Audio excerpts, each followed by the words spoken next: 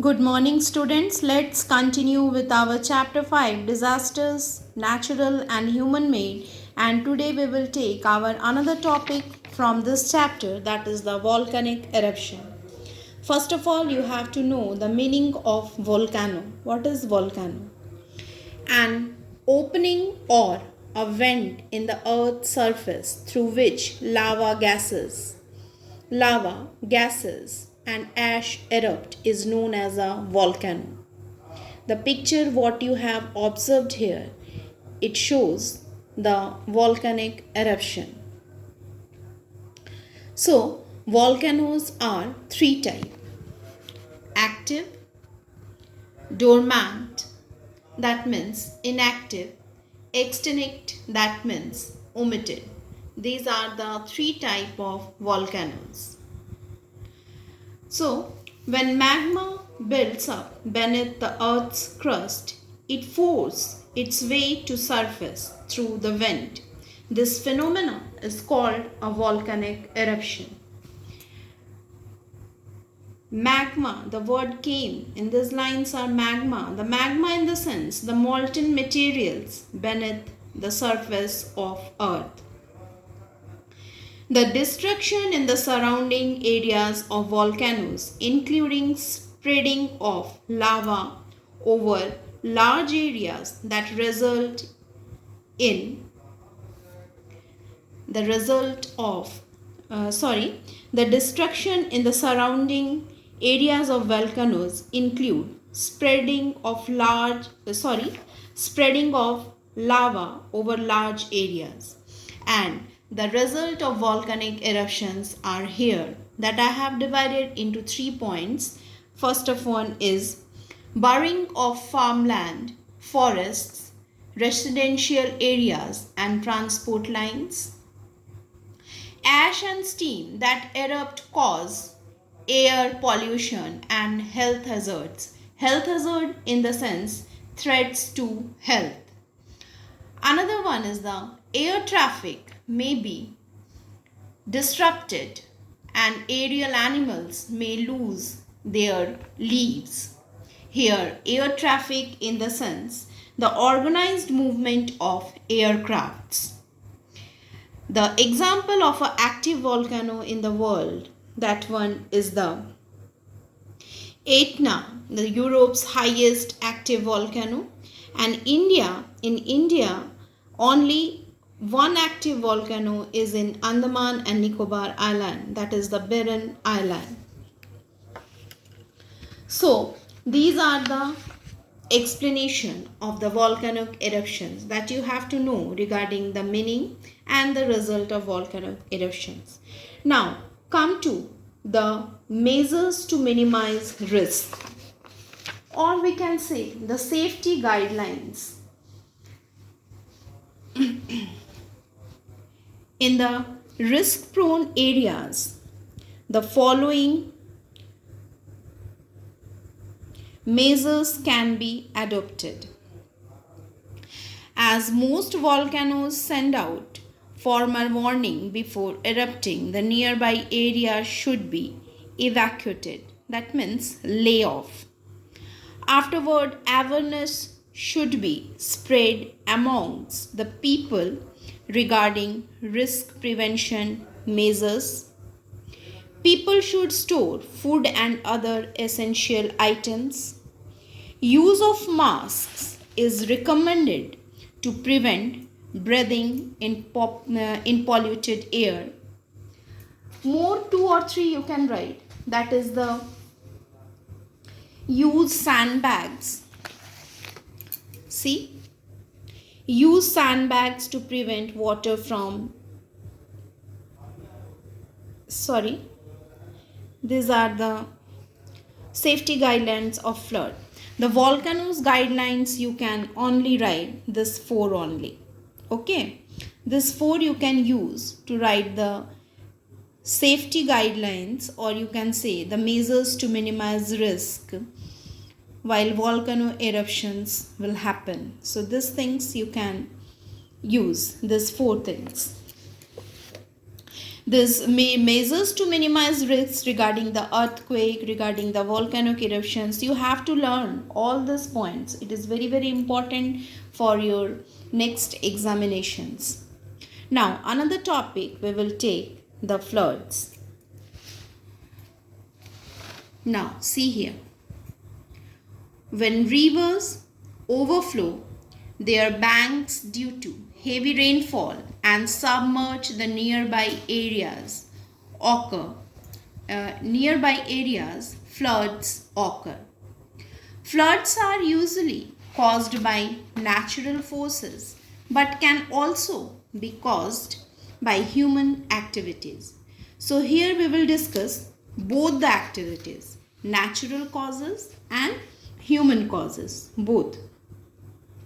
Floods generally occur during the rainy season, that we all we are knowing this thing.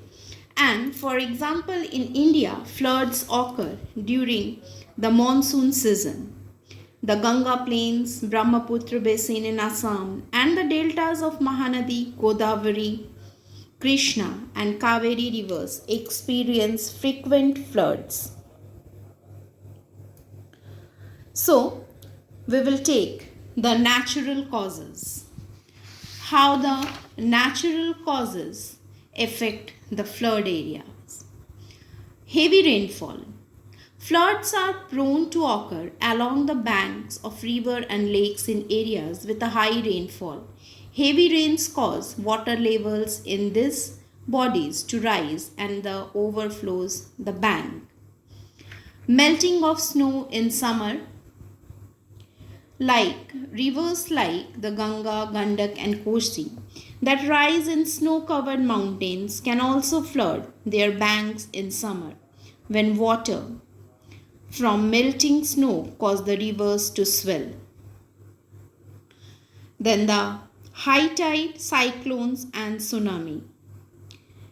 Floods can also caused by high tides in coastal areas or by other disasters such as cyclones and tsunamis.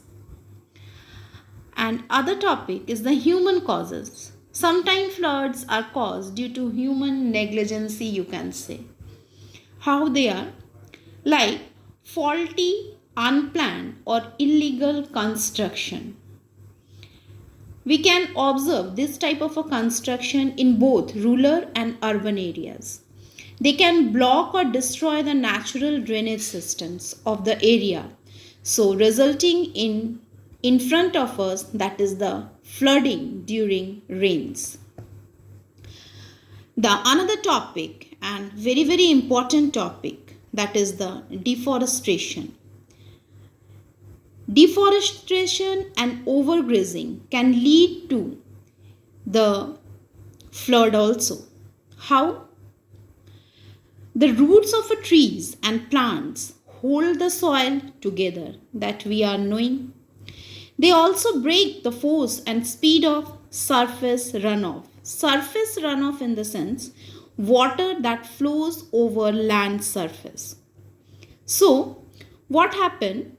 So they also break the force and speed of surface runoff, giving it more time to seep into the ground. So by cutting trees and allowing overgrazing, we expose the soil to erosion and make it loose and unstable. So what happened? During the heavy rains, therefore, deforested areas become more prone to devastating flash floods and landslides. The example, if we will talk, that is in the year 2013, floods in Uttarakhand turned out to be so destructive mainly because of the deforestation in the Himalayas had rendered the slopes unstable, leading to massive landslides. Another topic is the floods are also caused when dams and embankments break due to faulty constructions. So, these are the two causes one part is divided into natural, another part is divided into the human causes. In your book, both the explanation is given, but it is given in the paragraph wise. But I have explained you both the causes in the point wise, so you can understand it little easily. So that's why I have written in the points. In your book, it is given in the paragraph. So today up to this explanation, student, and another day we will talk we will take the topic from the measures to minimize risk of the flood in the related to the flood part, and on the basis of the today's explanation you just do these homeworks. Name the different types of volcanoes. When do the flood occur in India? List any 3 ways in which risk can be minimized during earthquake and the volcano. What are the causes of floods? List ways to minimize the risk of floods. So, these 4 question answers you just do it in your fair notebook. And the previous day I have asked one question regarding what is the main cause of the occurrence of earthquake. That I have asked. Few students have submitted me the answer, but that answer is not appropriate. So you just write the main cause of the occurrence of earthquake are movement of tectonic plates and molten rocks beneath the earth's crust and volcanic eruption.